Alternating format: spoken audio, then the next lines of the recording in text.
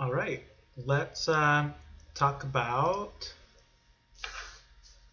measures of central tendency. So now that we've discussed a little bit about how to organize data, the next thing we want to be able to do is summarize it in some way, right? And the two most common types of summaries that we like to give for our data is what's the center of the data? In other words, what's the typical value? Like what would you expect? Like if you randomly selected somebody from the sample that you collected, what would you expect their response to be, right? So that's a measure of central tendency. So that's one thing that we want to be able to do. The other thing we want to be able to do is discuss how spread out the data is, like how much variability was there in the data, and that's what we'll talk about in the next lecture. So in this lecture, lecture 28, we want to talk about measures of central tendency, right? So what's the typical or average value like from the data set? And there are usually three ways that we measure central tendency.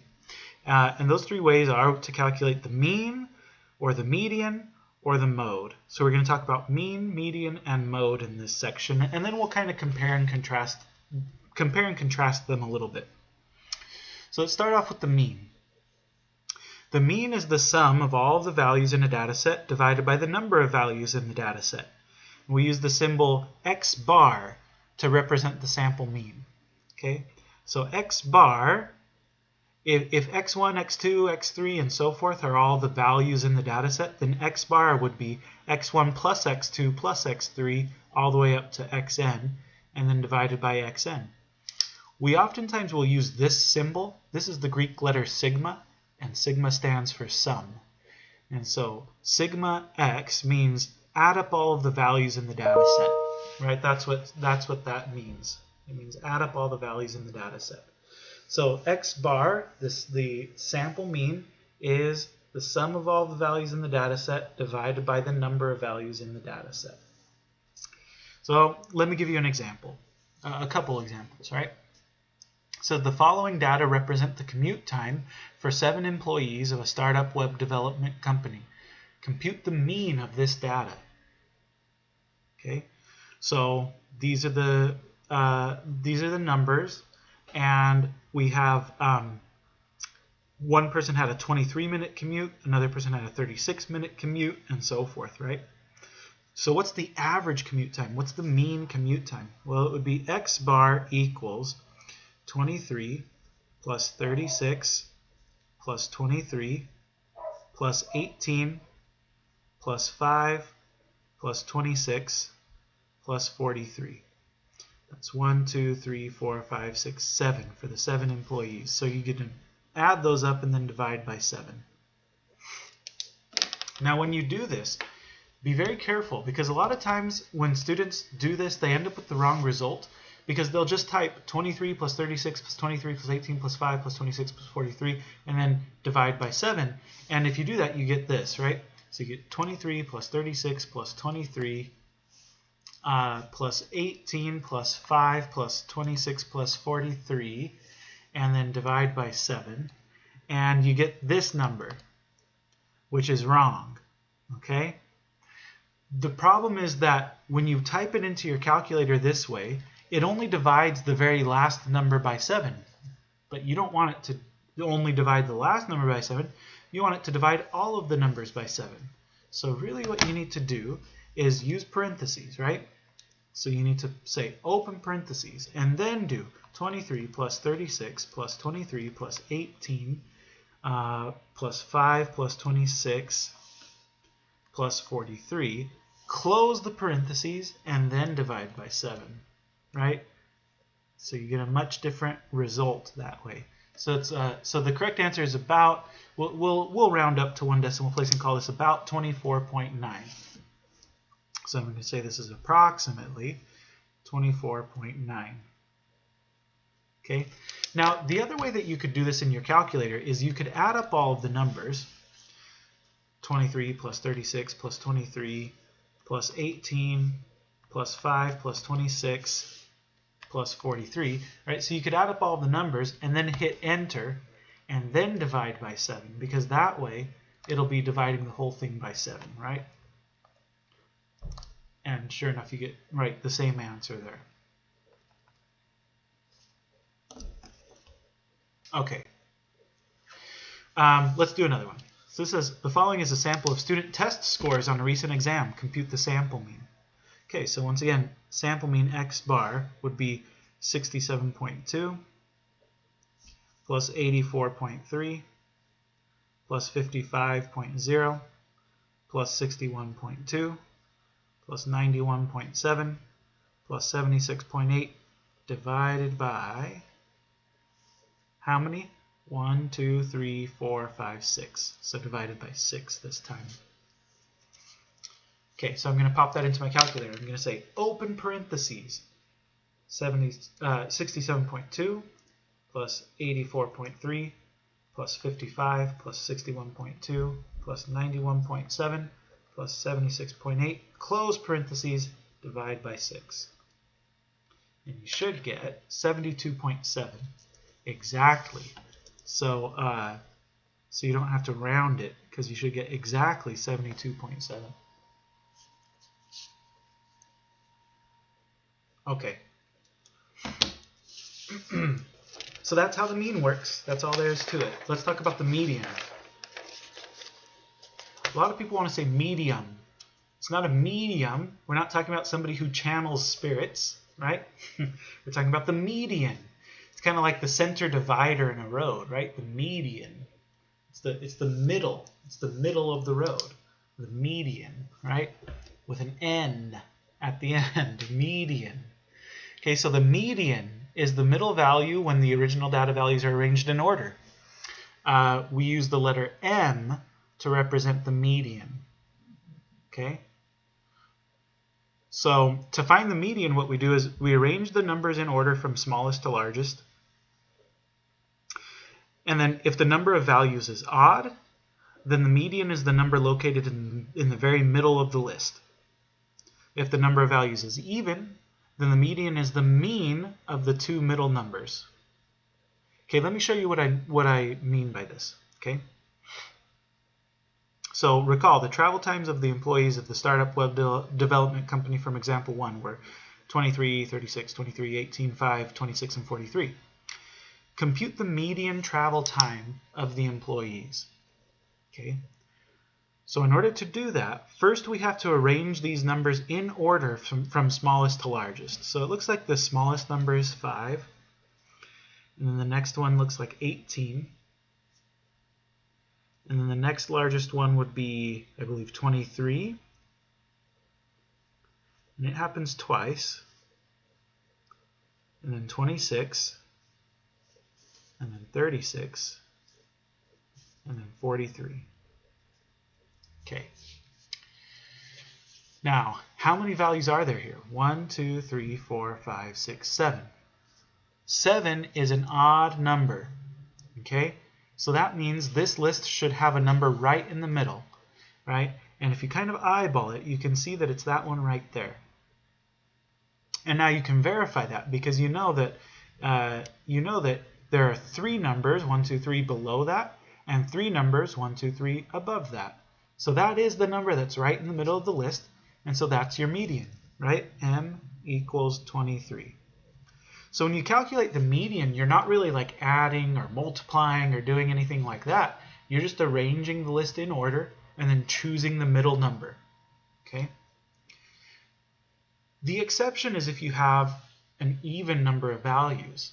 So recall, this is the sample of student test scores from example 2. And there are 1, 2, 3, 4, 5, 6 of them.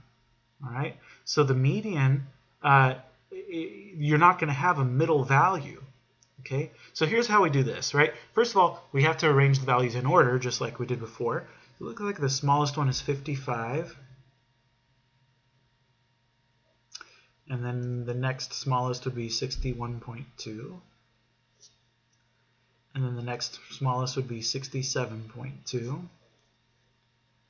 And then 76.8. And then 84.3. And then 91.7.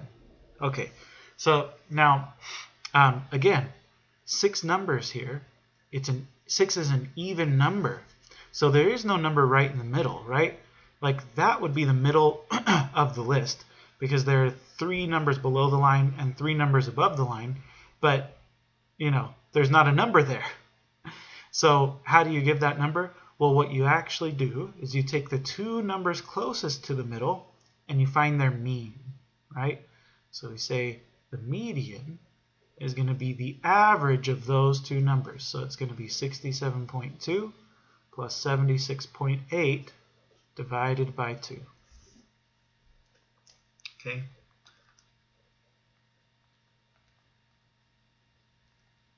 And that comes out to exactly 72. Right? So the median in this case is 72. So again, reading the instructions, to find the median, you arrange the numbers in order from smallest to largest. If the number of numbers is odd, then you just take the one that's right in the middle. If the number of numbers is even, then you have to take the average of the 2 numbers that are closest to the middle. Okay? But that's how you find the median, right? And that's all there is to that. So let's talk about the mode. Last one, right? Mean, median, mode. We've already talked about mean and median. The mode of a variable is the most frequent observation of the variable that occurs in the data set. Okay? So it's the observation that occurs most frequently. Okay? If no observation occurs more than once, then we say that the data has no mode. On the other hand, if there are a bunch of numbers that are tied for first place in terms of number of frequencies, then the data set could have multiple modes. So you could have no mode, 1 mode, 2 modes, 3 modes, right? Let me give you an example. Well, a set of examples, really. So let's compute the mode of each of the following data sets. These should look pretty familiar, but okay, so looking at this one, 23, 36, 23, 18, 5, 26, 43. The only number that repeats is 23. So that's the mode, right?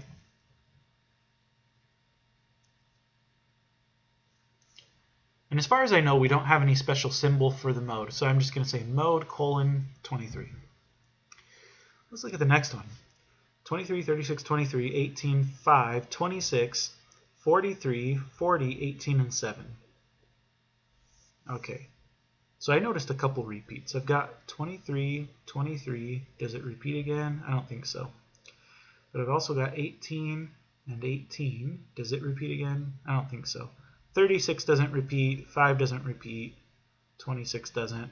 43, 40. Okay, so the rest of them don't repeat. So it's really just those 2. And they both repeat twice. So this time we would say the mode is 18 and 23. There are 2 modes, right? Or another word for that is it's bimodal. Okay? Okay. Let's look at the next one. 23, 36, 23, 18, 5, 26, 43, 40, 18, 7, and 23. Okay. So 23 is repeated there, and then I noticed it was repeated at the end as well. Okay. 18 is repeated here and here, but I don't think it's repeated anywhere else, and I don't think any of the other numbers are repeated either. So 23 is repeated 3 times, 18 is repeated twice. So sometimes students get confused and they're like, any number that's repeated is part of the mode, but that's not true. It's not any number that repeats, it's whatever number is repeated the most often. And so since 23 is repeated 3 times and 18 is only repeated twice, the mode in this case would be only 23. Okay?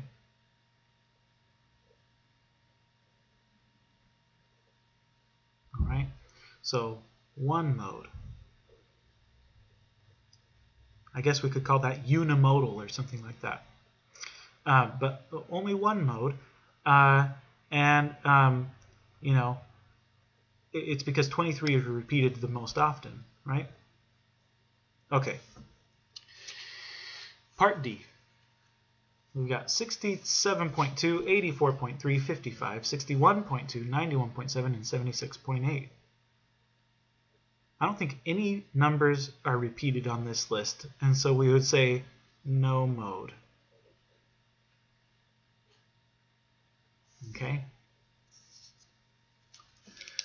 So that's how the mode works. Okay.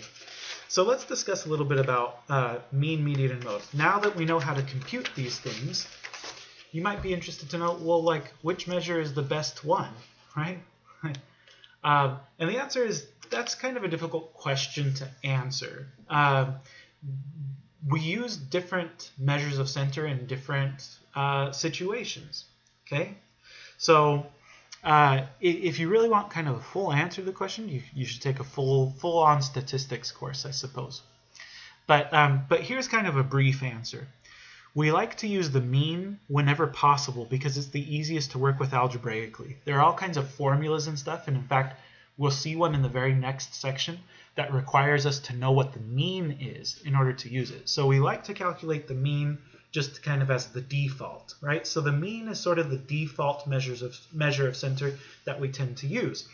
However, sometimes it's really not appropriate to use the mean, okay? Because sometimes an extreme value in a data set, so like a really, really big number or a really, really small number relative to the rest of the data, could have an undue effect on the mean, so that the mean isn't always the best indication of the typical data value. So in those situations, we prefer the median, because the median isn't as easily affected by these really, really big or really, really small values. And I'll show you an example of this here in a second, okay? So the mean is sort of the default. It's the one that we like to use. But whenever you have really big, like extreme values in the data set, or really small extreme values, then we like to use the median instead, okay? What about the mode? Well, the mode, we usually don't even use the mode at all for quantitative data. But for qualitative data, the mode is the only thing that we can, for qualitative data, the mode is the only thing that we can compute, right? So consider the location of injury data set from the previous section, right? Can you calculate the mean or the median of this data set? You know? Of course not. How would you? Right? If you, what would it mean to say back plus hand plus neck plus knee plus wrist plus back and then divide by 30, right? It's like that's a completely meaningless thing. So you can't compute the mean. It's not possible because the data is qualitative instead of quantitative.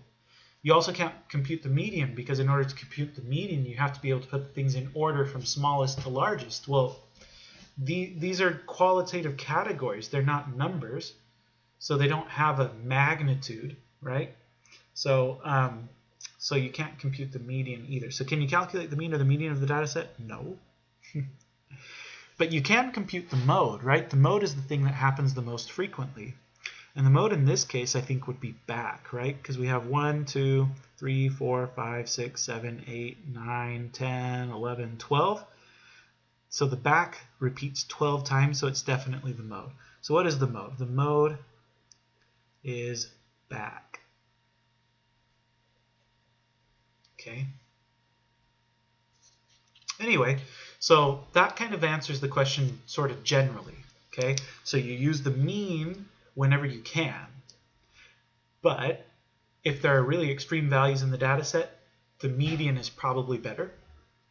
And if the data is qualitative instead of quantitative, then you have no choice. You have to use the mode for that.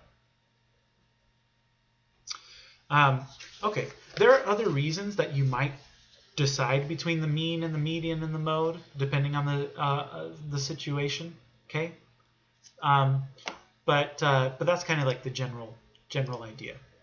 So let's just look at an example of that to kind of drive the point home. So this says, compute the mean, median, and mode of each of the following data sets which represent the salaries of a random sample of people. Then decide which measure of central tendency you think is a fair representation of the salaries in the sample. Okay, so for the mean, x bar equals 85,000 plus 50,000. I'm not going to write all of them down. I'm just going to say plus dot, dot, dot, and then I'll write down the very last one, 30,000. And I'm going to divide by 1, 2, 3, 4, 5, 6, 7. So let me throw this into my calculator and see what I get. 85,000 plus 50,000 plus 45,000 plus 40,000 plus 35,000 plus 30,000 plus 30,000 is 315,000. So maybe I'll say this. This is 315,000 divided by 7. So I divide that 7 ways. We get $45,000. So maybe I'll say this. It's equal to 45,000. Right? So there's the mean, 45,000. What about the median? The median. Well, fortunately for me, these are already in order, so I don't have to bother trying to put them in order. They're already in order. And there are 7 people, so the median would be the one that's right in the middle, and I think that's Eric's salary, right? 3 below him, 3 above him. So the median would be 40,000. Okay, and then what about the mode? The mode is the one that occurs most frequently. So are there any repeats here? 85 is not repeated, not 50. 30,000 is repeated twice, right? So the mode would be 30,000.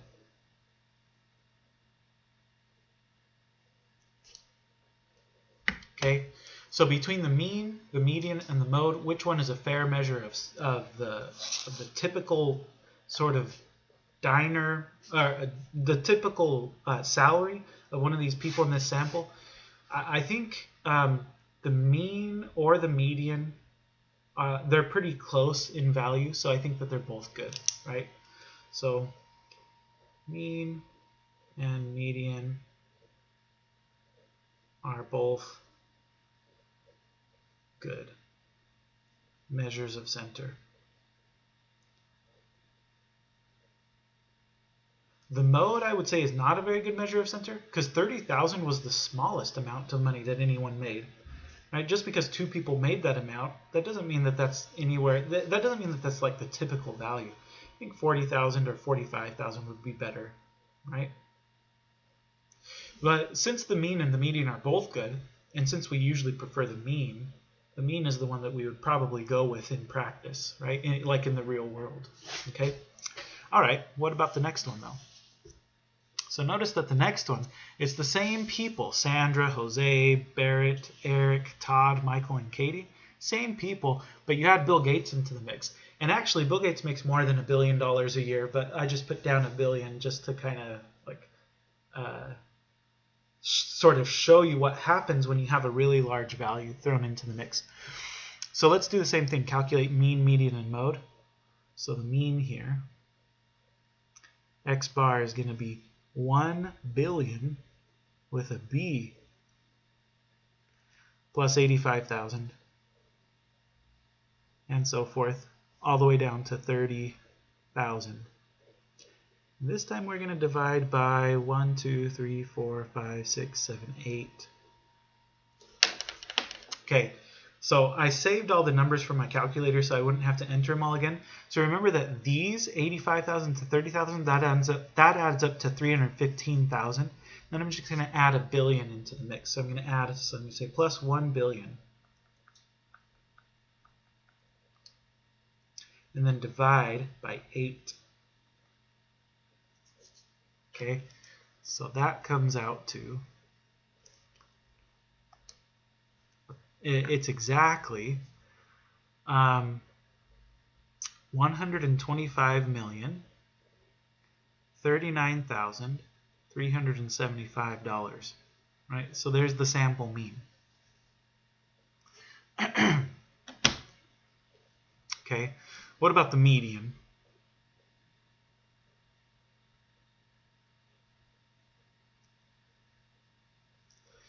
Well, again, the values are already ranged in order, so I don't have to bother arranging them. But this time I have 8 people, so the middle mark would be like right here between Eric and Barrett.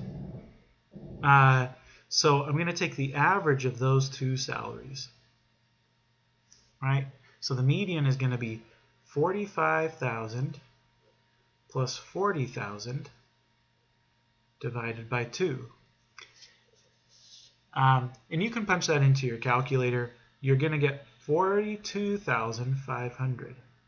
Right? So there's the median. Okay? And then what about the mode? Well, the mode didn't change at all. The mode is still 30,000. Okay, so now we repeat the same question.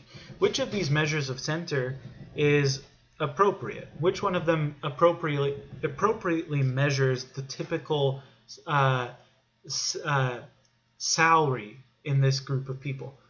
And the answer is like definitely not the mean anymore, right? 125 million. It's like most of the people in this sample make nowhere near that much money. Bill Gates, on the other hand, makes way more than that, right? Bill Gates makes almost 10 times that amount of money, and the rest of the people make almost 10 times less than that amount of money. So no, this is not a good measure of the typical diner, or the typical, I don't know why I keep saying that. This is not a good measure of the typical salary for these people. The median is much better, right? So the median is the best measure of center. Okay? So this is what I meant on the previous page when I said, if you've got a data set where you have like a really extreme value, the mean is not going to be a good measure of center. The median is going to be better in that case. Okay? And that's all I have to say about this section. So that's that.